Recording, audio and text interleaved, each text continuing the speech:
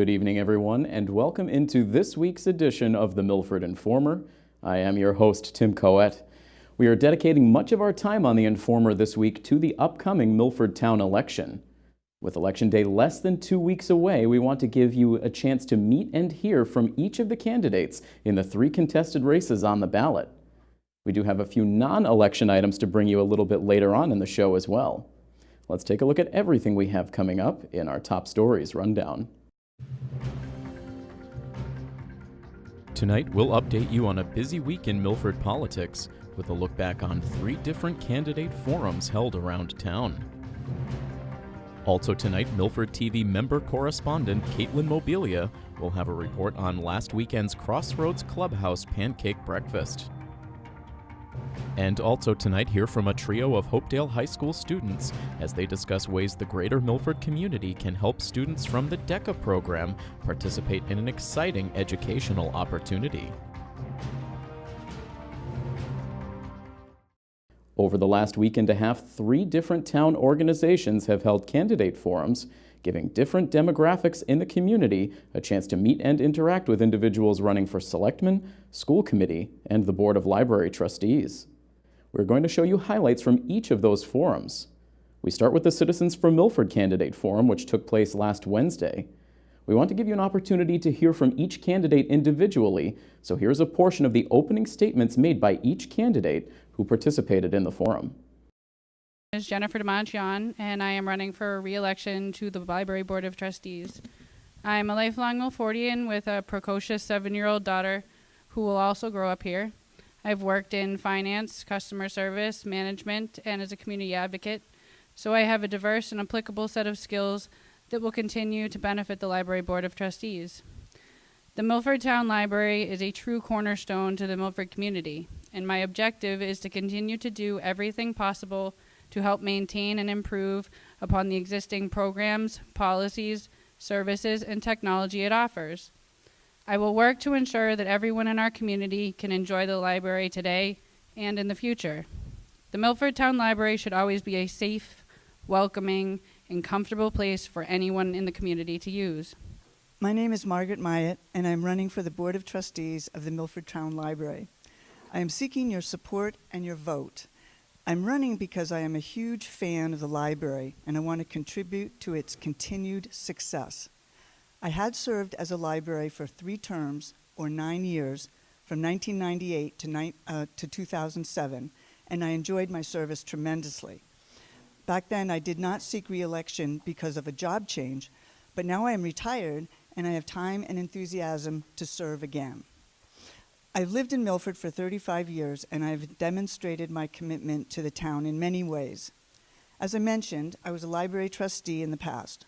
Also, I am a longtime town meeting member.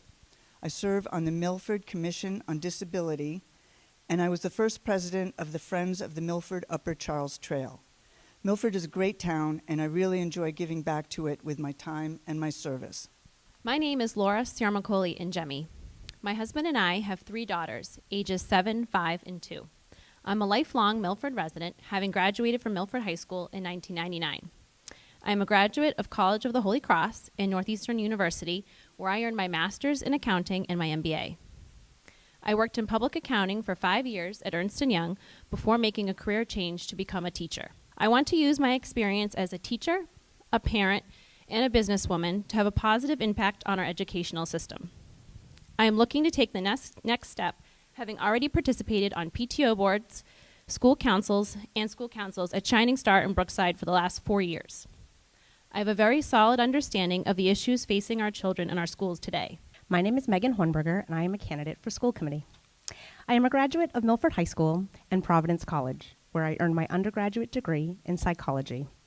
I received my Master's of Business Administration and Master's of Science in Accounting from Northeastern University, and I am a certified public accountant in Massachusetts.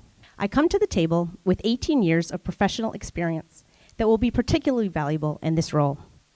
The auditing profession adheres to a code of ethics that is founded on 4 principles: integrity, competence, confidentiality, and objectivity. I believe I embody all of these values. I also believe these values are essential serving on the school committee. My name is Sarah Howe, and I'm running for school committee. First, thank you to Citizens for Milford for hosting and to all of you for coming out tonight. Participation in our community is one of the things that makes Milford a great town, and it is my passion for the community that makes me a great candidate. I believe schools are the heart of a community, and it is my wish to serve our town in this capacity to help ensure that our schools are the best they can be for all the children of Milford. I want to be on the front lines of supporting the district plans and help to operationalize those plans and set policy to ensure all Milford students are able to meet their potential and more. My name is Tarek Miranda, and I'm running for a seat on the school committee in Milford. I graduated from MHS in 2014. I'm graduating from Wentworth Institute of Technology with a degree in computer engineering within the next few months, and I'm going to get my master's in finance from Harvard. I believe that I can bring a different perspective to the table here, and I believe that I can connect with the young kids and get them to come out and vote. And I also believe that I can get them and connect to a big portion of the population in town that we kind of are underserving, I believe. And I really want to do what's best for all of the students in town. My name is Mike Visconti. I am a lifelong resident of Milford, and I am running for a seat on the school committee because I have an urge to serve the town of Milford. I will be the hardest worker to ensure that every student that graduates from the Milford School District will graduate with a quality education. My name is Glenn Wyke, and I'm running for a school committee. I'm a resident of Milford for 22 years, and in my career I've been a software developer. I did that for about 18 years, and now I'm an IT consultant with my own small business. Issues that really concern me are school choice. I know we have a lot of parents who are taking their kids out of our school system, and I think that to a large degree it's a perception issue and an educational issue.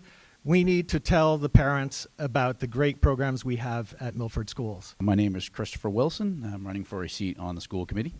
Along with my wife and 2 children, we've called Milford our home for the past 17 plus years. Both my children have always been enrolled in the Milford Public Schools, beginning with Shining Star, progressed to Brookside, then to Woodland, and now both our children, students at Stacy Middle School. As a parent, it's always been important to me to be involved in my children's education. That's why I've always served on the school councils at all the schools that they have attended. As a school council member, I was able to work with the administrators, teachers, and other parents to develop school improvement plans to ensure all Milford students have the best education possible. I want to continue my involvement by serving the Milford community on the school committee and be a representative that works hard to improve the entire school district. My name is John Erickson, candidate for the Board of Selectmen. As Steve introduced me, I am the former building commissioner for the town of Milford. I have 16 years serving Milford, either as a part-time town employee, full-time town employee, or an elected town official.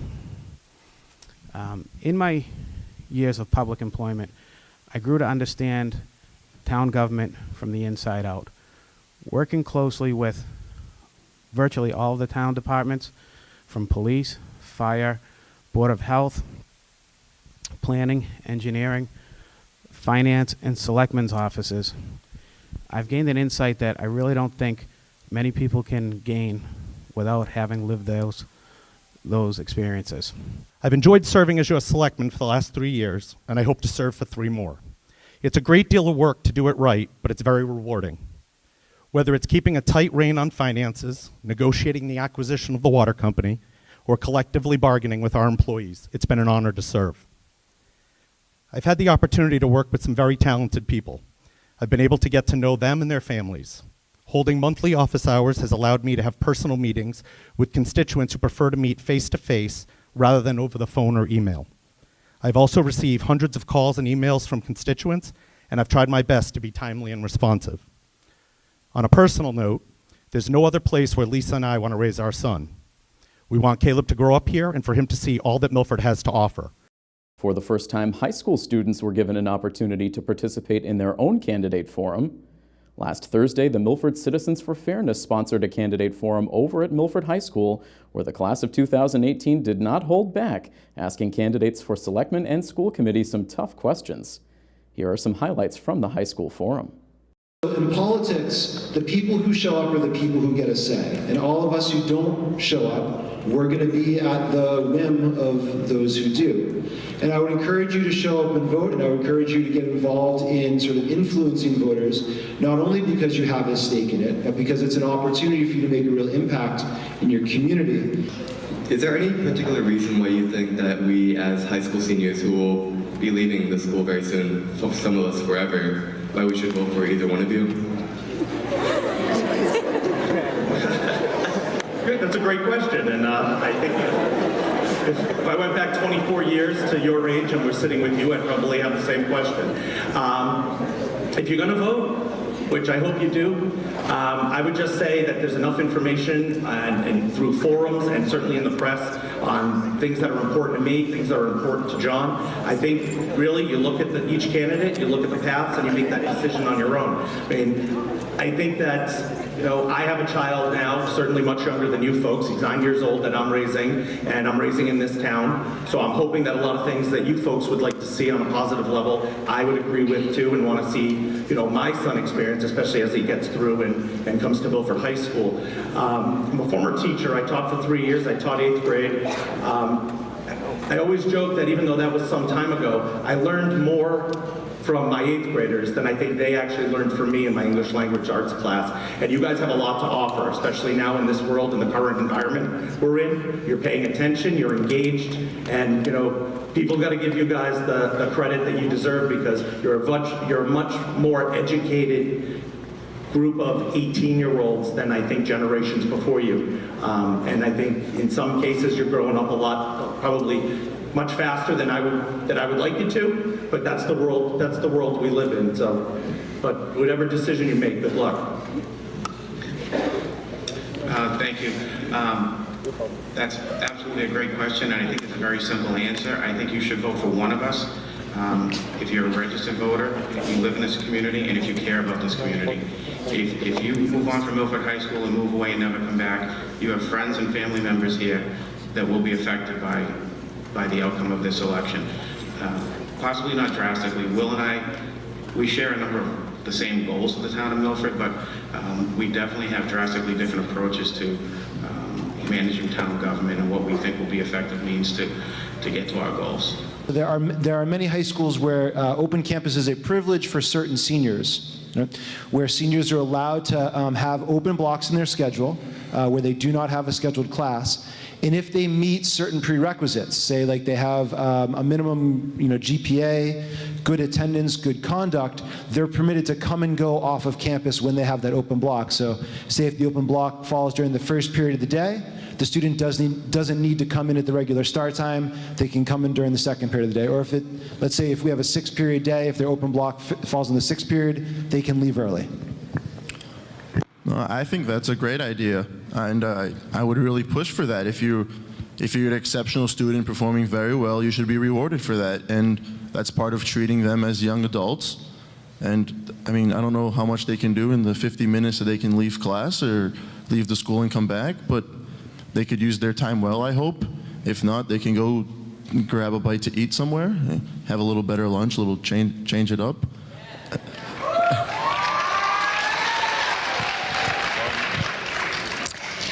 I also personally like the idea of it. For me personally, the reins were held pretty tight in high school. Didn't get to do too much. My mom always said nothing good happens after midnight. I never got to find out. So when I went to college, there was a fair bit of independence that was granted upon me, and that was pretty new. And so I kind of like the idea maybe of testing that a little bit during high school. I need to better understand the implications. How do we have time to afford that? But if we do, I'd love to explore it. So I think I had free periods. I didn't go to Milford High. We had free periods in my high school as well. We weren't allowed to leave campus, although we did occasionally. And so, you know, but I think it's important to have that time and build that time into learning, because if you're being responsible students and you're actively participating in your class, you need that downtime to decompress and recenter and kind of refocus yourself. So I think building that in, we talk a lot about academics. It's hard to be successful academically if it's like a constant churn. You need some time to recenter and do other things, or whether it's free time or music or sports or other activities, I think is very important. In the high school that I went to, we did have that privilege. We could go anywhere, either on campus or off. A lot of us used to go to the beach, which was cool. So I think it's definitely something that would add to your lives. The ability to get off of campus and decompress, like others have said, I think it's a great thing. I think, though, that I'd also like to see it for everybody, maybe not just for those who have the best grades.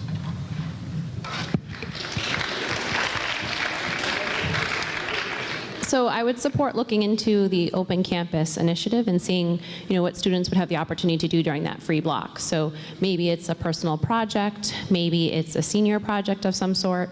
Maybe that block is used to meet with guidance through the college application process, or the opportunity to meet with the career advisor and the guidance office to find out opportunities for job placements after graduation. I think if the free block is used in an appropriate way, I think it can be very useful. Okay, all right. Okay, guys, listen up. I believe that all students should be awarded for their efforts.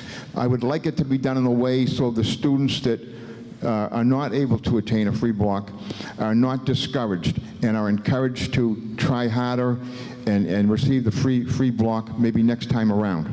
I would also like to add that every student that votes for me be given a free block.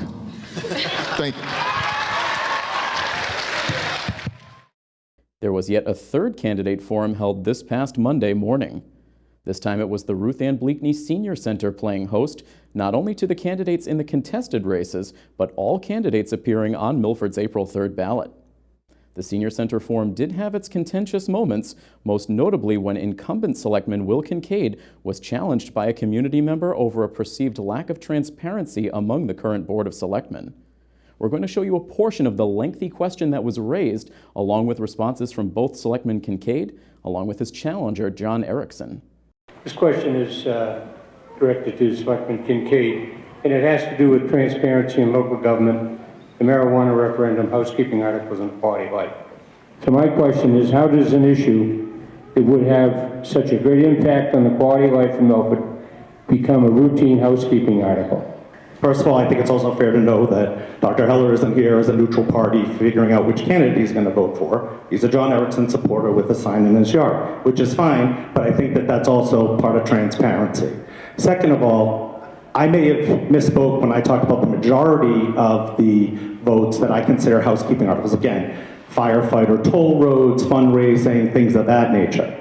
As for the water company, and I do take this quite personally, which I generally don't, a lot of you may not know, my wife was diagnosed with cancer last June, and she had an adverse reaction to both the surgery and chemo, so even on the school committee for 9 years, I had a perfect attendance, or nearly perfect. I have a nearly perfect attendance at the Board of Selectmen meeting. So when I tell you that, yes, I was absent, but I think I had valid reasons, considering I wouldn't leave my wife's bedside for almost 4 weeks. So excuse the anger, but I'm going to leave the answer to those questions at that. Thank you.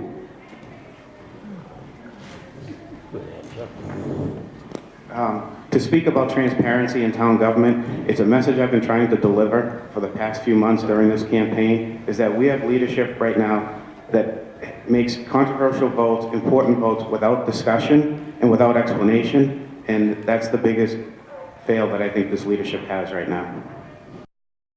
Needless to say, there was a tremendous amount of ground covered in each of these 3 community forums.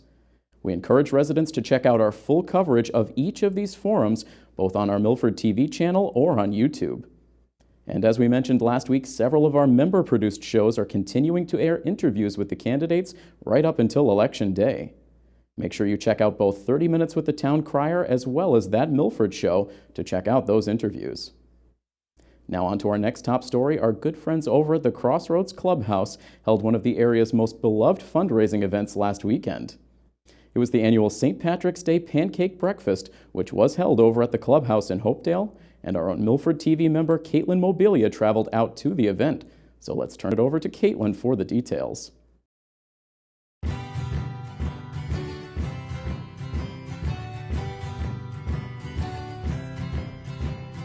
Hi, I'm Kate Mobilia. I'm here at Crossroads Clubhouse, and we are here at the Pancake Breakfast. We're gonna go see what's going on and ask some people some questions, and it's gonna be great. Let's go! So what is Crossroads Clubhouse? Well, Crossroads Clubhouse is one of over 30 clubhouses across the state that work with people with serious mental illnesses to get back to their life. School, work, whatever that may be. And one of the wonderful things about our program is it's around partnership and equality. So members do everything from grant work to bathrooms, and I do everything from grant work to bathrooms. What are we doing here today at the Pancake Breakfast? What are you raising money for? Well, we're raising money to support the Crossroads Clubhouse, which provides support services for people who are in recovery and people who have some sort of a disability, and it provides employment services, it provides counseling services, and a host of things to make people feel at home and to help them get back into their community. This is a great resource for our area, and you know, although I don't need to eat many pancakes, I'm happy to have as many as possible to help this cause. We're here for Crossroads Clubhouse, which is a program that I've been very supportive of ever since Val Colmaford took me through back in 2010. I was first running for state representative at that point, and she was living in Blackstone, and I knocked on her door at her condo, and she said, "There's a place I need to show you." And ever since, I've been very, very impressed with this place. We got a lot of wonderful people here. We got David over here on our left, and it's just nice to see people like him and how much they do for the community. I'm here with Mike, a member here at Crossroads Clubhouse. How has Crossroads Clubhouse helped you? They helped me find employment in the earlier years of my life, and they helped me take in my medical appointments at Riverside, and which is in Upton. The clinic is in Upton. They helped me with work right here at Crossroads. Other than the Pancake Breakfast, what kind of other events do you have, like in general, or like fundraisers that we should know about? So one of the other events we have each year is we usually have an annual picnic. We've been having that every year for annually. And then I'm not sure I'm not sure if we're having it this year or not. We're going to be doing some renovations coming up, so things might be changing around. But you know, we've also been, you know, a big part of Crossroads is helping people in employment and that kind of thing. For members, people who are members here, we have socials every Thursday, and we might have like a karaoke night. We have what's called an employment dinner, where people learn job skills and they also get a free dinner, which is nice for them. We have weekend breakfasts for people. You know, every Saturday we'll have a free breakfast for members to just sort of socialize and be part of the community. So you know, but in terms of fundraisers, you know, this is the big one. This is the big thing each year. Why do you think we need Crossroads in the community? I think that the Crossroads Clubhouse provides a great array of programs that help people get into jobs, help get them job training, and help get people on their feet. And I think it benefits the community. It benefits many members of the community. I mean, this is my first time here. I'm simply astounded with the array of programs they provide. I know many people have benefited from them. So I think that it's a great thing for the community, and I'm glad that this place is here, and I frankly think that there should be more of them. We'll stay across the border into Hopedale for our final top story. Earlier this week, I was happy to sit down with a trio of students from Hopedale Junior Senior High School who are looking to raise money in order to participate in a unique educational opportunity. For more details on how you can help, let's hear from the students themselves.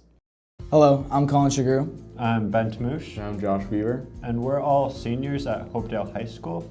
We're all members of the Hopedale DECA chapter, And we are fundraising because we qualified for the national conference in Atlanta this upcoming spring. And DECA is an organization in which students compete in different business categories against each other in different mock role plays across the state and across the nation.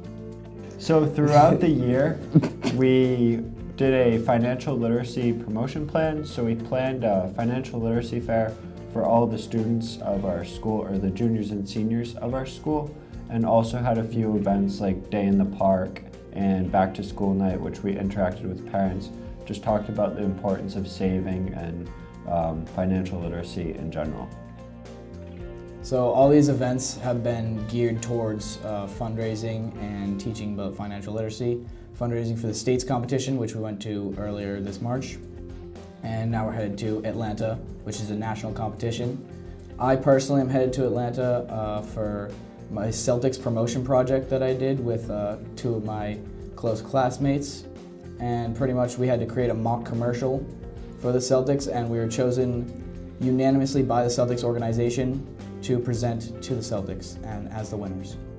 And so we had different sponsorships set up from different local companies to help promote our going to this national event. And we also had different GoFundMe set up under the name Hopedale DECA. If anyone would like to donate, that'd be greatly appreciated. And for these sponsorships, there are different levels based on how much money you're willing to donate, and in return we'll supply different levels of advertising benefits from us, and any donation made is tax deductible, and we would greatly appreciate anything as the cost is over $1,000 per student prior to any fundraising. So if you have any questions or would like to donate, you can contact me at weaverjo18@hopedaleschools.org, and any donation would be greatly appreciated. Thank you.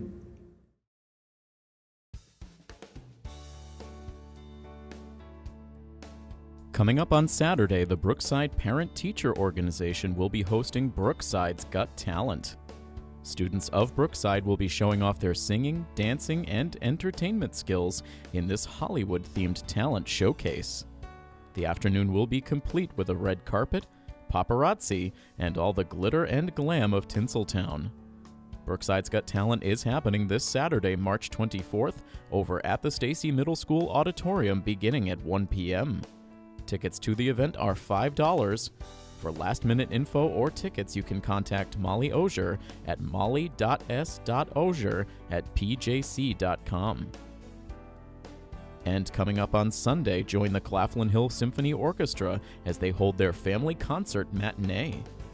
The concert features side-by-side performances of the Claflin Hill Symphony and the Youth Orchestra.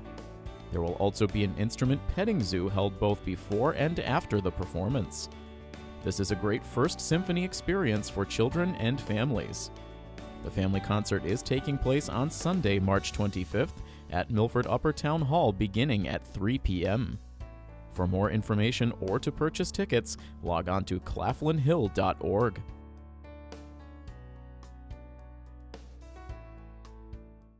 That is going to wrap things up for this week. Once again, we remind you that if you have an idea for a news story you'd like to see covered here on The Informer, or you're looking to promote a local event or fundraiser, we encourage you to contact our studio. You can call our main studio line during business hours, or you can contact me directly by sending an email to news@milfordtv.net. We thank you for tuning in, and from all of us here at Milford TV, this is Tim Coet saying have a great week. So long, everybody.